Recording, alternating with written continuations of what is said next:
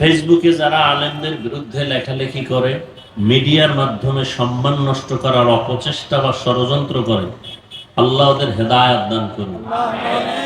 আল্লাহ পাকের ইলম ও কুদরতে যদি ওদের ব্যাপারে হেদায়েতের ফয়সালা না থাকে, আল্লাহ পাক কুদরতের হাতে ওদেরকে দমন করে দেন। ক্লাস 8-এ পড়ো, ক্লাস 5-এ পড়ো, দাখিল পড়ো, তুমি ফেসবুকে একজন বড় আলেমের নামে লিখে দিলা অমুক দলের দালাল। কোন আলেম যদি বিএনপির কাছে যায়, ইসলামের স্বার্থ নিয়ে যায়, আহমদ শফি রহমতুল্লাহ আলাইহি আওয়ামী লীগের কাছে গেছে কওমি মাদ্রাসার স্বার্থ নিয়ে, ইসলামের স্বার্থ নিয়ে। ইসলামের স্বার্থ নিয়ে যাওয়াতে দালাল বললা কেন? তুমি কি দালালের বাইরে? এই অভিশপ্ত সন্তান, আল্লাহ হেদায়েত দান করুন। একটা নেশাখোর মদ পান করে, ওর কাছে কোনো আলেম যাওয়ার পরে যদি হেও মদের বোতল লয় আলেম, তাহলে তুমি বলবা আলেম ওই মদখোরের গোলাম বা দালাল। কিন্তু যদি দেখো না মদখোরে মদের বোতল ফালাইয়া আলেমের পাশে থাকার কারণে টুপি লাগাইছে, তুমি বলবা আলেম দালাল। সময় পাবো কিনা জানি না, আমার আলোচনা আজকে এই বিষয়ে। নবীর আশেক দাবি করে যে চাপাবাজরা শুনে যা নবীকে, নবী কেমন শুনে যাইছে। আজকে আলোচনা সেই বিষয়, শানের সালাতের আলোচনা। আমা আরসালনাকা ইল্লা রাহমাতাল লিল আলামিন। শুনে যাও আশেকে রাসূল ভন্ডের গোষ্ঠী, শুনে যা। আজকে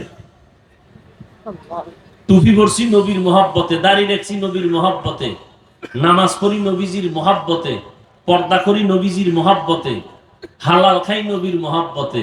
আমরা নবীর দুশমন, আর তুমি দাড়ি কামাও, সুদ খাও, তুমি আশেক। তুমি আশেক না? তুমি সুদ খাও, তুমি রসুলের আশেক। তুমি দাড়ি কাটো, তুমি রসুলের আশেক। শাহজালাল, শাহপরান, শাহ মখদুম, শাহ আলী, খানজাহান আলী, বাইজিদ বোস্তামি, খাজা মঈনুদ্দিন চিশতি, বরফির আব্দুল কাদের জিলানী, বাফের বেড়া থাকলে দাঁড়ায় বলো কার দাড়ি ছিল না? কথা কেন? সত্য কথাটা বলেন, ছিল।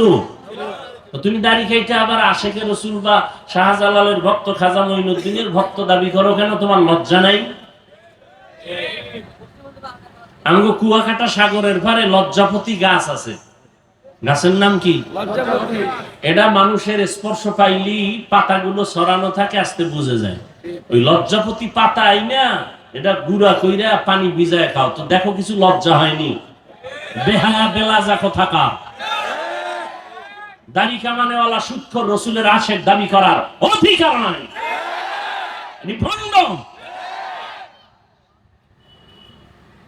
আমার আলোচনা আসলে এই বিষয়ে, যদিও আমি আয়াত হাদিস দিয়ে ভিতরে এখনো ঢুকি নেই।